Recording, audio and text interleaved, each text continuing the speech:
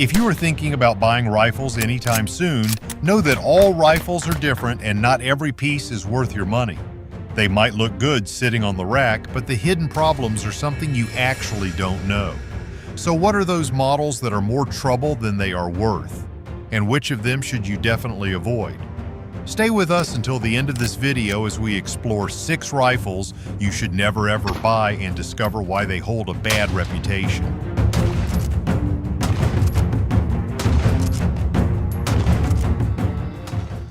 Number 6. Savage Model 340. The Savage Model 340 tops off our never ever buy list with several issues you just don't know before. Although it's budget friendly and might attract you with its low price, it definitely doesn't belong in your collection and should be left on the shelves. First off, this rifle is known to have feeding problems due to a lack of a feed ramp like modern rifles. So it jams a lot, making it super frustrating. Then there is the trigger issue. Imagine you are out in the woods, ready for that perfect shot. You pull the trigger and it doesn't fire. Sounds annoying, right? This happens due to weak mainsprings or worn internal parts, making this rifle super unreliable. And the worst part is the trigger isn't even adjustable, so you are stuck with what you get from the factory. No adjustments and no tweaks. And don't even think of making precise shots, especially at long distances. The Model 340 might just disappoint you.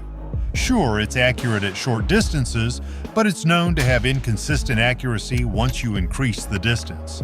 This rifle also has ejection problems due to a weak ejector spring, so you might need to remove the spent shells by hand. Something which is not ideal when you are trying to take a shot in a stressful situation. Ammunition choices are also pretty limited with this rifle, as its magazine design can't accept longer bullets, leaving you with fewer options at the range. The magazine system is also problematic. With weak springs and misaligned feed lips, you constantly have to fight with the magazine to make it work right. Mounting a scope on Model 340 is also a headache because this rifle doesn't come with a proper scope mounting system, so the scope doesn't sit exactly at the center like it should and ends up to the side, which can get in the way of your aim, creating trouble. The bolt on this rifle is also not smooth, so don't expect it to be nice like those of modern rifles. It's stiff and awkward to operate, making follow-up shots slow and frustrating. So the Savage Model 340 is not a rifle you should invest in. All of its issues make it more trouble than it's worth. Number 5. SA-80. Are you ready to move on to the next rifle on the list? Let's talk about the SA-80, which also comes with several frustrating flaws, making it a poor purchase. This thing is known to jam in the middle of a fight, especially in sandy and dirty environments. So if you want it to perform seriously, you need to give special attention to its maintenance and clean it constantly so it won't disappoint you when you use it. The magazine on this rifle is also a problem. Originally, it came with an aluminum magazine that was very delicate. If gripped too hard while reloading or dropped on a hard surface, it bends. And don't expect smooth shooting with a bent magazine. It doesn't feed rounds properly, giving you constant jams, making it super unreliable. Not only this, but the magazine release was also reported to be too sensitive, and it would drop out of the rifle right in the middle of shooting. When we talk about ergonomics, you will wonder if the SA-80 even knows what comfort means, because this rifle is not at all user-friendly. Every control on it feels like a real struggle, be it a safety catch, fire selector, or a cocking lever. They are stiff and awkward to reach. So why waste your precious time operating these? The trigger on this rifle is one of the nightmares that doesn't feel as crisp as other rifles. Not only this, but the back of the trigger surface could accumulate debris, preventing the trigger from pulling back completely and stopping the gun from firing. And let's not forget the weight. It's not a lightweight weapon and is slightly heavier compared to modern rifles. Carry it around for a while and your shoulders will definitely start complaining. What good is a rifle if it can't hold up when you really need it? The SA-80 struggles in extreme temperatures, so this rifle becomes even more unreliable if you are shooting in freezing cold or scorching heat. So, durability? It's also a disappointment. And if you think it's not a big deal, wait until you hear this. The top cover latch on this rifle is so weak that it pops open during use, which also exposes its internal parts to dirt, making it even more frustrating. So what do you think? Is the SA-80 really a rifle you should own? Number 4. Winchester Model 100. When you first look at the Winchester Model 100, you will definitely get attracted to its sleek lines and beautiful walnut stock. But beneath this classic beauty lies a list of problems you definitely don't want to deal with.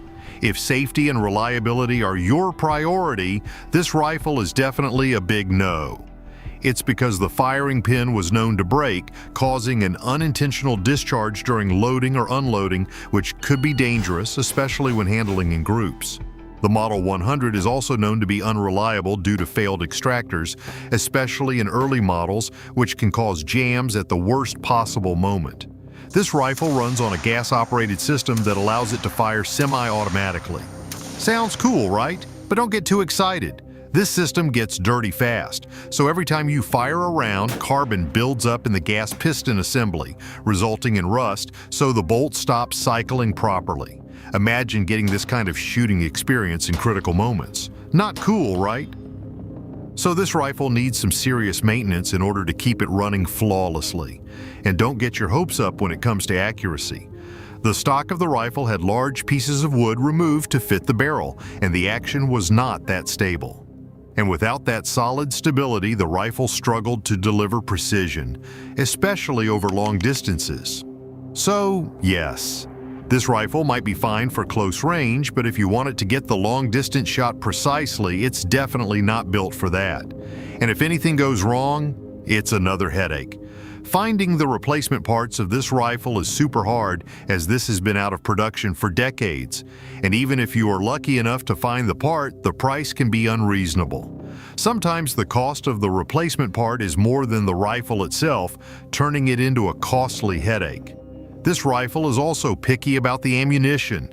You can't just load up whatever rounds you have got and then expect a smooth operation. You need to feed the ammo it prefers, or else get ready for jams and cycling failures, resulting in a rifle that's more hassle than it's worth. Number 3. Sporterized WW2 Arasaka. When talking about the Sporterized WW2 Arasaka, it's easy to get excited thinking that you are going to own a piece of World War II history, but that excitement quickly fades once you discover issues with this rifle. During the later stages of World War II, Japan was running seriously low on resources. So instead of using strong materials in its rifles, they were cheaply made, resulting in rifles that were not durable and didn't always hold up when they needed it most. What made them even worse was the modifications during sporterization that further messed up the rifle's structural integrity. And since these sporterized rifles are modified by individuals rather than professionals, the quality can vary a lot. So you never know what kind of rifle you are getting. It's like a gamble every time.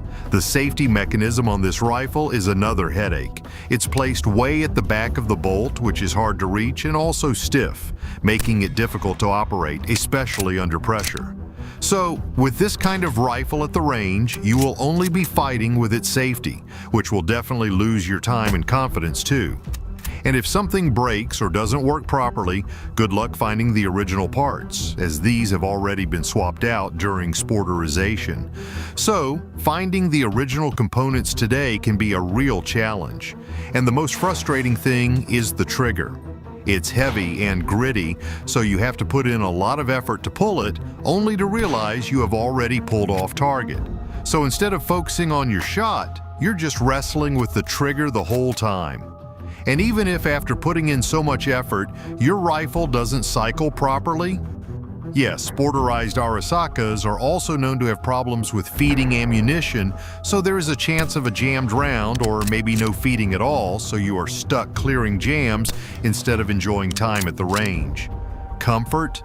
Don't even think about it. The recoil on this rifle is no joke and gives you major kicks with every shot, unlike modern-day rifles that come with recoil pads and ergonomic designs to make shooting feel comfortable.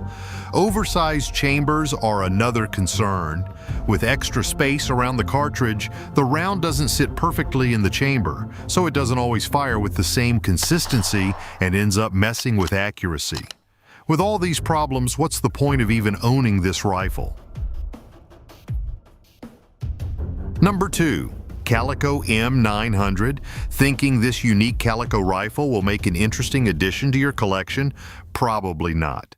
At first, it's definitely hard not to be fascinated by its unique design and top-mounted helical magazine. But once you know its true downsides, the excitement starts to fade. This thing has reliability concerns and is known to jam after just a few rounds, which is not ideal in the middle of an intense moment. When it comes to magazines, this rifle holds 50 or 100 rounds of capacity, which sounds truly appealing, but feeding all these rounds is not at all easy. You actually have to wind it by hand 23 times in order to feed it properly.